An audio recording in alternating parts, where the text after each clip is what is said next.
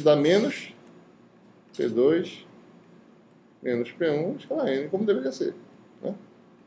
Só isso. É os resíduos, tá certo? Eles estão todos na mesma superfície. De um lado terminou um resíduo de cargas de um grupo de dipolos, terminou lá em cima. Do outro lado, outro resíduo. Então a condição de contorno está correta, é isso mesmo. É a soma dos efeitos. Tá certo? Então, para ficar bem claro, como é que a questão da... Isso é simplesmente carga, né? Carga elétrica. Resíduo de carga elétrica que sobrou na superfície. Essa condição de contorno quer dizer isso. Tá? Então, bom, é isso aí, né? Vamos falar agora sobre alguns meios materiais. Né?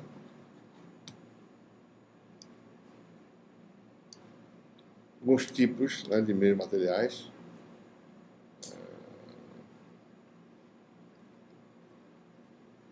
Vai fazer alguns exemplos envolvendo pelo menos dois tipos de meios.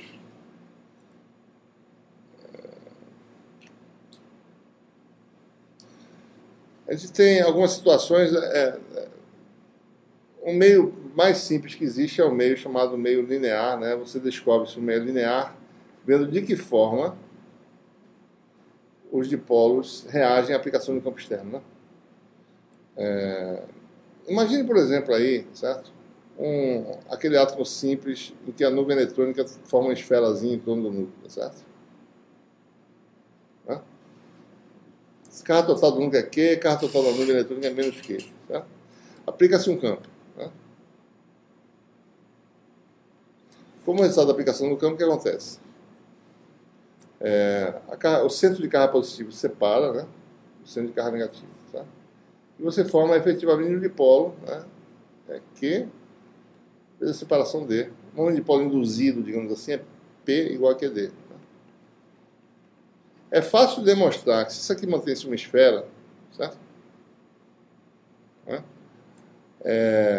Se você calcular qual é a distância em que a separação vai ocorrer, porque o campo externo ele empurra a carga positiva, certo? E essa carga estando residindo numa esfera de carga negativa, ela vai ser também puxada, né? Certo? Deixa eu botar ela aqui, né? Aqui é a densidade de carga negativa, né? Exerce um campo, tá certo? De atração sobre essa carga positiva, né? Esse campo varia linearmente com a distância, certo? O campo de uma esfera de carga uniformemente carregada aumenta com a distância até a superfície, depois cai com o inverso padrão da distância. Tá?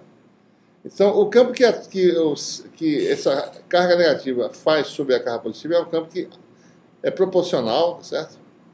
A D. Né? Então, essa distância vai se equilibrar quando a força interna é igual à força externa. Né? Então, a força interna é proporcional a D, tá certo? K vezes D, né? E a força externa é Q vezes E. Né? Conclusão. D é proporcional a E. Né? Se você olhar para essa equação aqui, certo? Lembre-se, né? O campo de uma esfera de carga com densidade ρ0 é ρ0 R sobre 3 ε0. Tá? No caso aqui, o R é igual a D. Certo? Esse seria o campo ρ0D sobre 3 ε0. Né? E a força é Q vezes isso. Então, a sua constante K, no caso que a gente está falando aqui, K é igual a Q ρ0 sobre 3 ε0, né? Onde ρ0 é a densidade Q sobre 4/3 de π3. Certo? Na verdade, menos isso aí, né? Bom, em modo, certo? Então, qual é a conclusão? Você aplicou um campo num sistema simples desse, a separação é proporcional ao campo. O dipolo induzido ele tem um dipolo proporcional ao campo aplicado. Né? Então, em meios simples desse tipo, o P é proporcional ao campo elétrico. Tá? Se você tem um grupo de dipolos, né, se você tem um material com N dipolos por unidade de volume, né, a polarização induzida, tá, é N vezes P, né, proporcional ao campo elétrico. Então, materiais simples tem essa relação. Você aplica um campo, separa o centro de carga, cria dipolos induzidos, cria uma polarização que é proporcional ao momento de dipolo, certo? Então, a polarização é proporcional ao campo elétrico. Se você retira o campo, o centro de carga volta a um estado normal e a separação de carga diminui, vai para zero, você não tem momento de bola induzido. Né? Então, se você fosse traçar uma curva, né? Se fosse experimentalmente observar, né? E plotar, certo? Digamos, você tem um material, uma placa de material, aplica um campo elétrico e observa a polarização induzida. Né? Se o campo é zero, a polarização é zero. Se o campo aumenta, a polarização aumenta linearmente. É claro que se você aplicar um campo para arrombar mesmo, tá certo? Isso aqui vai arrebentar o material, né? E você vai entrar no regime aqui, quando o campo é muito intenso, né? Começa a ficar linear aqui, a história até você ionizar, talvez, o material, né? Se o campo for muito intenso. Então, todo material tem um regime de linearidade, né? Campos moderados, o regime de operação linear, certo? Né? Então, meios lineares somente satisfazem as propriedades, né? P e E são linearmente relacionados, como exemplo, né? Uma coleção de átomos esferosimétricos, é um bom exemplo, né? Mas, no fundo, é isso aqui, né? P, numa dada direção, é ε0, uma função, um parâmetro que caracteriza, né, a susceptibilidade do material à polarização pelo campo externo, né? Chama isso aqui de susceptibilidade elétrica, né? Como o nome diz, né? Quão susceptível ao material, né?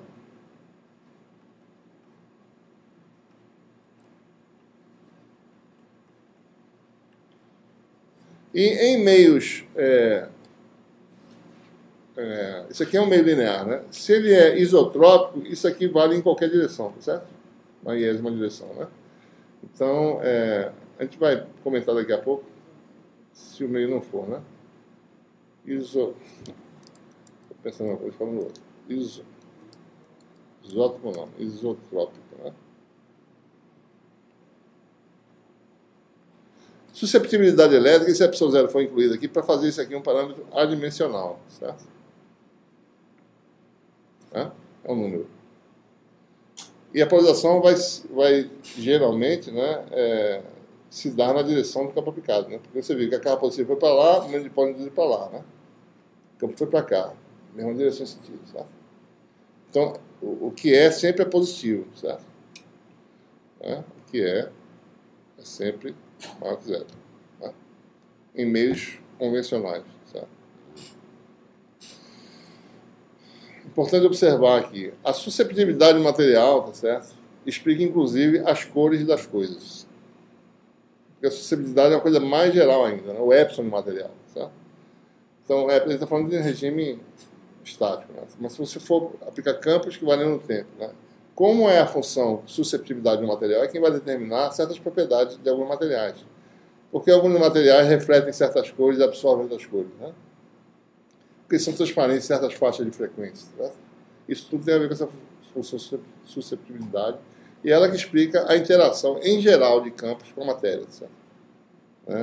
Um material que reflete bastante, um material que deixa passar, assim por diante. Em qualquer frequência. Desde micro-ondas, certo? Até raio-x. Né? Pode até falar em susceptibilidade, até perto de raio-x. Visível, ultravioleta, etc. Então essa função é super importante. Né? O epsilon do material. Ele está falando da parte elétrica. Tem a parte magnética também, né? Como os dipólos magnéticos reagem a um campo externo aplicado. Isso vai determinar muitas propriedades físicas de interação da radiação com materiais também.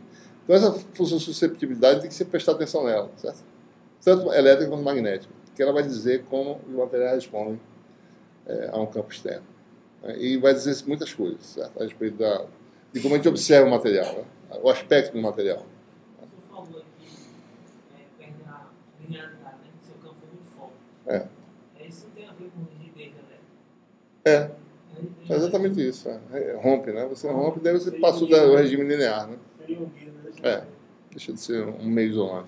Começa Mas, em resumo, né? Então, num material simples, né? Linear, né? A gente está falando, então, aqui de um meio linear, né? E isotrópico, Li, certo?